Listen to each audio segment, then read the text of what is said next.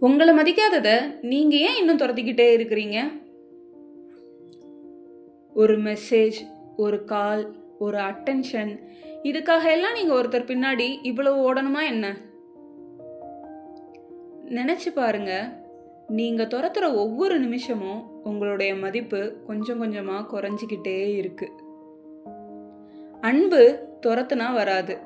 மரியாதை கேட்டு வாங்க முடியாது. வெற்றி கூட பிச்சை கேட்டு கிடைக்காது. ஒரு நாள் எதுவுமே பண்ணாம அமைதியா நின்னு பாருங்க. அவங்களுக்கு கால் பண்ணாம இருங்க, எக்ஸ்பிளைன் பண்ணாம இருங்க, கன்வின்ஸ் பண்ணாம இருங்க.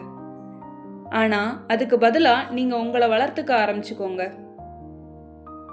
உங்களோட சைலன்ஸ், உங்களோட growth, உங்களோட கான்ஃபிடன்ஸ் இது எல்லாம் தான் நீங்க அவங்களுக்கு கொடுக்குற பெரிய ரிப்ளையா இருக்கணும்.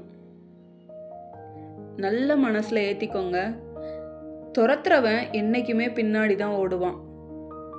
நின்னவன் தான் முன்னாடி நிற்பான்.